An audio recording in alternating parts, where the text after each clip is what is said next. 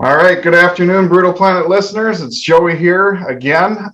Today I get a chance to talk to John Connolly about Projected's new album, Hypoxia. John, thank you so much for joining us today. For sure, man. Thanks for having me. Yeah, you're with Seven Dust right now on tour, coming to the end of your second leg of your Animosity tour. How's it going? It's been going good, man. We've been hitting most of the East Coast stuff. We went out west, which is sort of unusual for us on the first run. But this one was sort of kind of getting back in a little bit of our wheelhouse up in the Northeast and stuff. So it was good to, catch up with a lot of family and friends and stuff like that we haven't seen. This is sort of like the first tour. We've been back. We've been trying for, since July, August of last year. And it was a struggle. Yeah. I think every band that was going out was either someone was getting sick or, a crew guy was getting sick or whatever. And it was just like, just trying to maintain anything back then was kind of crazy. So this is the first tour that doesn't feel like any of that at all. Like, oh, okay. We're people are still being careful and, you're going to do the right thing, but Sure. It's just, no one's really obsessing over it. So it's, It kind of feels like we're just back, you know what I mean? Like 2019 to straight into, where we are right now. Well, I saw you guys when you were here in Minneapolis and you guys killed it. It was awesome. So nice. I was real excited to see you guys going on another leg. Yeah, man, for sure. Do you get out running on tour and stuff or? Yes, I do. Yesterday I ran, I went and I rode today because there's a killer bike trail system up here. I've probably ridden this bike trail system, I don't know, maybe 5-6 times, and I still keep discovering new things and I still keep getting lost. So, well, that was my other question, if you ever get lost in a new city or something. But oh yeah, all the time. That's why with smartphones you can cheat, because I'll just pull it up and be like, oh wow, look how far I am, or look how close I am. Sometimes you have no idea. But yeah, totally. We try to get out and exercise and do as much as we can depending on what's going on. But yeah, today was a ride. Yeah, I took my kids out to a state park in Minnesota here yesterday morning, went hiking, and we walked a little bit farther than I expected. And my poor little kids with their small legs, they were having a hard time keeping up at the end, but we made it back out. Yeah, for sure. But you guys are releasing, Projected is releasing their third album here, Hypoxia, on June 24th. Did you ever think when you started the band that you would get 3 albums in? No. I honestly, at some points during the first record, we were silent, at least me personally, I was sitting there scratching my head going, what am I even doing? Should we do this? How should we do this? How much money should we spend doing this? It was a bunch of those questions because we sort of didn't really know what it was. Yeah. But now it sort of feels like more of a thing. Like, it just feels a lot more cohesive now. It feels more connected. I think doing the whole record in the studio together with a producer made a huge difference. Mm-hmm. But I think also, we've been making music for the better part of 10 years now. So it's not like we make a ton of it, but when we do make it, I think we're pretty well versed in what we're really, what our strengths are. Right. So we on those, and Elvis was, obviously a huge part in helping us make a lot of those decisions and everything. But, sure. But yeah, back in 2012, I never would have thought I'd be making the third one. Well, all of us fans are happy that you've gotten 3 albums here, and one of them was a double album, so it's pretty sweet. Yeah, it's been an interesting little project for sure. Hopefully, we can take this the one step further, and we can actually get a couple of dates out here and there. Really, we're looking at doing, a week here, a few days here, small little bits and pieces or whatever. But yeah, it never in my wildest dreams would I have thought that I'd be sitting here talking to you about a third album 10 years ago.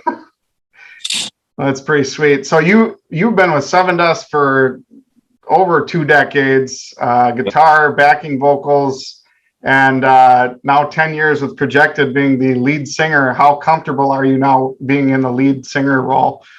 I mean, it's still one of those things where it's like, I don't know that I'll ever be 100% comfortable. You know, there's a certain element of the drummer in me that still wants to be at the back of the stage. You know, it's like, you know, even being up in the front of the stage, you know, playing guitar is a stretch from where I started. Yeah. But, you know, I think I get more comfortable with what I know that I do. I'm not going to try to do things that I don't do, and I'm going to try to stay away from things that I don't do well. And I think just, you know, coming to terms with understanding what your voice does and doesn't do, and, you know, its strengths and its weaknesses, you know, I think 10 years into it, I'm a lot better at hearing it and listening for it, and then taking advice from other people too. You know, it's, you know, the first 2 records, there wasn't a producer around at all when we were tracking, but there wasn't that part of the process where you're leaning on somebody for, you know, structure, help, criticism, anything. You know, when you're in there in the vocal booth and you're kind of swinging and you're doing this, it's always nice to have that guy who's like, what if you did this? And you go, there's no way that's going to work. And he'll be like, just hear me out and try it. And then you back, you're like, okay, it's pure genius. That's amazing. How did I not hear that? You know? Sure. I think that's the biggest difference is I think I've gotten more comfortable in letting other people into that part of the process and just, you know, just coming to terms with what I do well and what I don't do well. You know, I'm not going to kid myself. I mean, Lejean is in a league and, you know, all into his own, you know, and I've had the pleasure of sitting behind and singing backup vocals for him. So in some ways I've had, like, you know, one of the best teachers because you watch and you observe and you see how it all goes together and you see how he has this connection to the crowd and everything. Yeah. I don't think that's the singing part. I think that's the frontman part. I think I've got the singing part for what I do pretty well, you know, at least reeled in. The frontman part, I'm still clueless because I don't have any live shows. You know what I mean?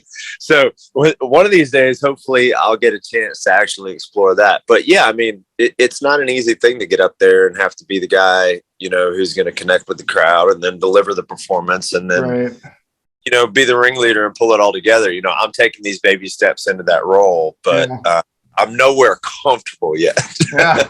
Well, LJ is one of my favorite vocalists, but you got an incredible voice, John, and I just love hearing you, whether you're doing backup vocals, you know, with Seven Dust or doing what you're doing here with Projected. It's just, you have a phenomenal voice, so keep it up. I really, really appreciate it. Yeah, it's just, you know, a decade of kind of listening and then just, you know, analyzing enough to the point where you go, okay, what is there? What do people dig about it? Yeah. You know, because you ask me what I like about my own voice, I'm like, nothing. You know, no redeeming qualities whatsoever. But when I do demos, people would be like, you know, you should do this, or maybe you should actually sing lead. And I was like, no.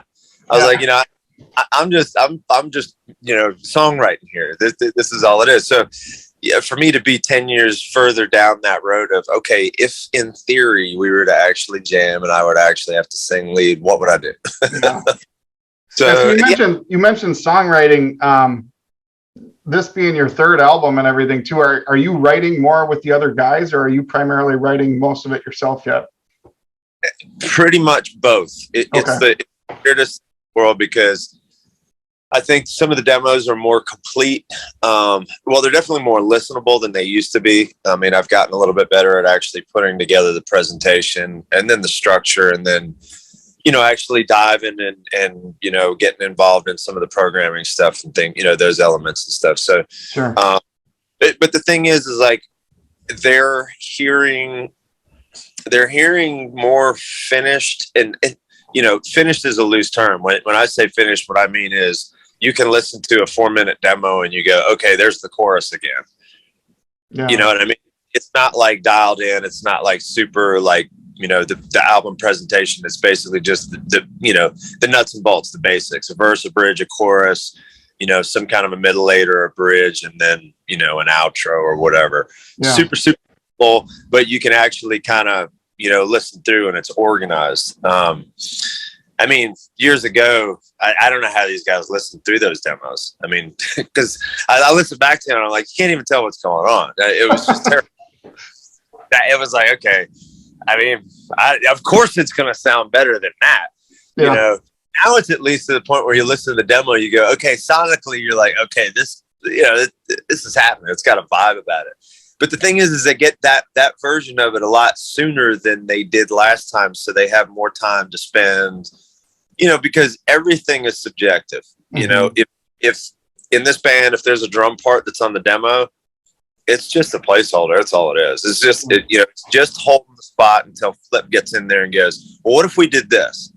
You know what I mean? Because that's what I want him to do. I want him to take the drummer's approach, the drummer's viewpoint, how he wants to structure those parts. Same thing with E-Rock, same thing with Vinny. So, it's a little bit more of me taking the demo a little bit further down the rabbit hole, but not to the point where I'm finishing the house. You know what I mean? I'm still only the house here. And then these guys are just spending a lot more time, really, really, really digging in and doing what they do. So it's almost like every element of the project, how we've done it before, just we dove in a little bit deeper, spent a little bit more time.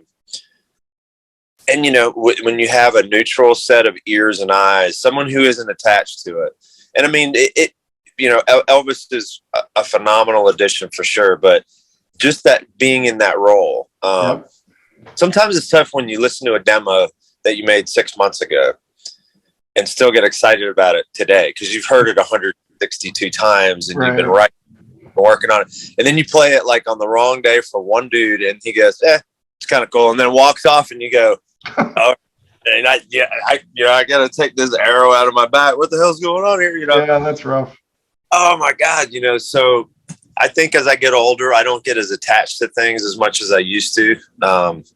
My workflow is, a little bit more simplistic to the point where I can interchange things at the drop of a dime and just listen to it and go, okay, is it better? Yeah. If not, take it back until we can figure out how to make it better. But,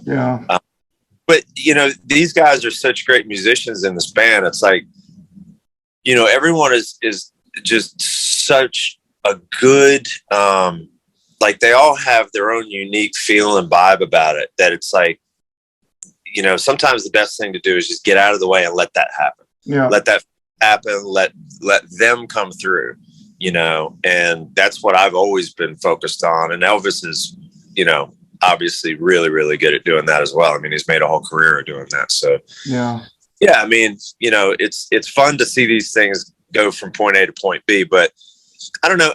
I think, to answer the long-winded version of this was, I think we're a little bit more prepared, but I think they also have a lot more time to spend with what eventually is going to be an album track. Yeah. And they'll do it from the demo version. They're like, all right, some of the tempos are similar. The keys are similar. Some of the structures are almost, pretty close. It's just we do little witty tweaks. And then there's other times where we're like, okay, here's a riff. Here's this part. We love this. All the rest of it, we're going to just build something and write something and just take a journey, Yeah. Well, John, another thing I like to ask about is more of the deep tracks. I find a couple of them that are my favorites, and I like to ask about them and see what the story is maybe behind the lyrics or whatever. So if you don't mind, I'd like to ask you about a few songs. Absolutely. All right. Scars. I love that song. Can't get enough of that one. Do you got a story behind that one? That was that was actually a piece of music that had been around that had been around for a minute. That was around before All I See Is War, because there was a moment in time where we thought that might actually be a Seven Dust song. I was sort of on the fence. I was like, it really felt very projected to me. But anytime that I have any of those ones that kind of toe the line and sit on the fence, I always want to give, especially if we haven't released the record yet. It's like at that point, okay, maybe I thought it was projected, but it would be a good idea to at least fly it up the flagpole with Lejeune and make sure it's not Seven Dust. Sure. And that's exactly what happened. We did it. We did the version of it. We listened to it. It was totally cool. It was good. It was just not like, it wasn't as strong as a lot of the other songs that were coming out around the same time. And that's sort of that's sort of the way that a lot of how we do songwriting will work is when you got, one or two things, okay, one's going to be better than the other one, but then all of a sudden you got 5 or 6 things, and then you go, oh, well, these 2 are definitely better than those 3. Yeah. But then when you get 7 or 8 things, you go, all right, wait a minute. These 2 suck. You know what I mean? Because you start looking at it from a different perspective, and you're like, this just isn't working anymore. And it was one of those songs that was like, it's a shame to see it go, but it was like, okay, my gut had told me originally it was probably projected. It was probably going to be a better track for that anyways. Yeah. And the bizarre thing about that song, it was a piece of music that I had written a while ago. I knew that I was super comfortable singing it. And it was the first song that I sang on the record. That was my warm-up song. That was my, let's get in the vocal booth and get it dialed in, because I was very, very comfortable singing that song. I probably sang more than any other song on the record. So that was number one. I remember Elvis asked, which song do you want to sing first? And I was like, let's go with Scars first. And, let's ease into it and figure out what it's a great song. I can't get enough. I appreciate it. What about Death is Mostly Permanent? That was the, that song was a trip, because that was literally like the day. I'm sort of losing track of time here, because we came off Shiprocked in the beginning of February. I remember we went on Shiprocked and they had declared it a pandemic. Because I remember walking through the gym and then the lobby, and I remember seeing it on CNN where they were calling it a pandemic. We were talking about that because we were like, all right, we're getting ready to get on a boat for 5 days. Probably not the best time to be out on a boat, but maybe the best. I was like, I don't know what this means. So, of course, we come back off the boat, and, coronavirus, it's like everywhere. It's like, okay, it's gotten worse. We go home. Orange County gets locked down, and then the state locked down like 2 or 3 weeks after Orange County went down. So we were probably in lockdown, like, I don't know, it was probably going into the 3rd week of lockdown when that song came around. And there was a moment in time when I went, all right, am I making a concept record here? I sort of have to, at least talk about what is going on, because it's super easy to get sucked into, current events. But you don't want to have all of the songs be like that. And it was that one that kind of stuck around that I went, all right, I don't want to do another concept record. I want to write a whole record about COVID or we're going through during that process. But it was just one of those ones that it just made a lot of sense. It was like, okay, this one, it was just honestly what was happening. You watch enough news during the day, and, you talk to your family. Because I've got family in all kinds of different states. I've got family up in New York and New Jersey that were obviously in a much different scenario than we were down in Florida. Yeah. Still lockdowns, but completely different versions of lockdowns. Yeah. But everyone was going through their thing. And then all of a sudden, right around that time, that was sort of at the point where, the hospitalizations and the deaths, and then the ones that start hitting close to home. Yeah. Where it's like, it may not be an immediate family member, but a friend of yours, has family in New York, and so passed. And then each day it would be another thing, and then more and more and more. So that song was sort of born over, that period of like, okay, this is not going away, and this could be a long time. Yeah. It was sort of an epic song. It was a little on the longer side. It was one of those quirky songs that it was like, it was one of those pieces of music that bugged the crap out of me, because it just kept coming back around. Like I tried to bury it a couple times. I was like, it's cool, but it's not that cool. Oh. It just, it was one of those days. You tried to put the song to death, and it was mostly permanent. Like, okay, it's not good enough. It's not good enough. And even when we got it in the studio, I was just sort of looking at it coming down the board. I was like, all right, let's get this over with. And Elvis was like, man, this is actually a really cool song. It's like, it's got a vibe. It's like, it's different. It's not normal structure. Like the chorus is really long. And I was like, yeah, it's like got all the things that I probably wouldn't put in my perfect song. And he was like, that's probably why I like it. And I went, all right, maybe it's a great addition to the record. Yeah. We finished it, and it ended up being that one where I went, okay, I definitely could see a point for this one. Yeah. Was it going to be? There's two different solos in that, isn't there? Are you and Eric both doing a solo? Yeah. There's Eric's doing he's doing all the real bluesy stuff. Okay. He actually does the walk down thing on the beginning. He actually took that whole piece and just kind of ran with it. I was like, all right, just whatever you're going to do. I'm doing the rhythm thing under the second half of it. But other than that, that was all him. Okay. You know, yeah. He definitely stepped out on that one for sure. But that was the cool thing about that is like none of that was there. Like we had big slabs of open space and we had the progression, which was super simple. And I don't know, man, it's just funny. It's like sometimes you try to write these epic songs and they're all like really technical and, you know, they're hard to play, which means they're probably hard to listen to. You know, so sometimes it's those simple ones where it's like, okay, how did we achieve that epicness? You know? But that was the one that was like, okay, it's a little longer in the tooth. It's definitely a really long song title. Hey, I don't care if a song's long as it carries you on a journey. Yeah. I remember talking to Mark Tremonti a while back too. He's got, I think it's the last song on his latest record. It's really long, but I didn't even realize it was that long. You know, if it's a good song, it'll just carry you through. Well, that's the thing is we had Burn on Alpha, which was like, I think 8 and change or 9 minutes long. Yeah. Which sounds like it's, you know, just a ridiculous, you know, it sounds like it's a Tool song or something like that, which in some ways it probably was. Yeah. But most of our longer pieces of music are sort of organized to where they're in smaller chunks. Like, you know, you'll have a theme that gets revisited, so it doesn't feel like you're just, you know, jamming just endlessly for 9 minutes. It definitely has structure. There's themes, you know, that come and go. And it was sort of the same thing with, you know, Death is Mostly Permanent was like, you know, there were certain themes that kind of came and went within that one. But yeah, that was one of those songs that, you know, I kind of laughed at because I was like, I can't believe it's made it this far. I think it's a great song, but well, John, I want to be respectful of your time. I had one more I was going to ask you about, but I don't know how much time you have. Yeah, go ahead. Okay. At Your Window, last song. It's a ripper right at the end. I love the riff and the pre-chorus, and then after the second chorus with that solo and then that offbeat drum. It's just a sick song. I appreciate it, man. Thank you. Yeah.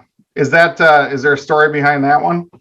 That was that was sort of around the same time, interestingly enough, from like Scars as far as the piece of music went. Okay. And that kind of it popped up every now and again. But it was one of those weird pieces of music. Like it wasn't motivating enough when it was by itself to keep me engaged where I would finish it. Yeah. I kept getting like distracted by other pieces of music. So that one kind of came in a little later in the process. But once it did, it was like, okay, wait a minute. This is pretty cool. Yeah. And it was like, okay, I'm pretty sure it's not even close to single cool, but I don't want to make it single cool. Like, I think this needs to be, you know, not Death is Mostly Permanent, but something else, you know, something that doesn't have that sort of structure that's still, you know, the whole middle section is just sort of like, okay, where are we going now? Yeah. And I remember we talked about that. We were like, yeah, let's do it. You know, it's cool, you know, and then the real Slayer-ish sounding guitar, you know, harmony solo thing.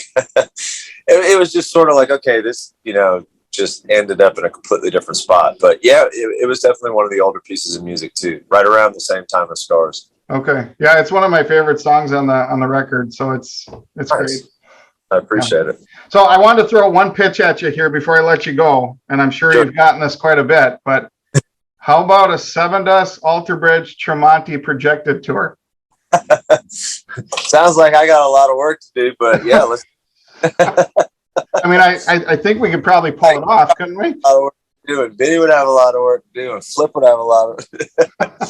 I mean, you know, at some point in time, you know, there'll probably be a show or a time and a place where we'll probably all, you know, one thing together, for sure, you know. But yeah, I mean, double duty would be cool until it sucked. Right. No, I get it. It's just, yeah, you guys are all in successful bands already, and it'd be hard to pull off. But man, I know the fans would love to see you guys on a full tour and just interact with you live. So I mean, even if we get a chance to do, a show here or there, a week, 2 weeks, I mean, Right. that's what I'm looking for. I'm not looking at putting any, major pressure on this thing, but if the opportunity comes up, we'll definitely check it out for sure. Well, make sure you hit up Minnesota when you do that week or two.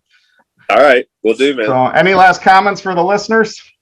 No, man, just June 24th. Thank you guys for, sticking around and being patient. It's been taking forever to get all this together, but, It's worth the wait. To get it out, so. Yeah. Well, there you go, listeners. It looks like www.ratpackrecordsamerica.com. You can order the album ahead of time, get some merch, support John and the rest of the band. John, thank you so much for your time. Absolutely, brother. Thank you. All right. Catch you later.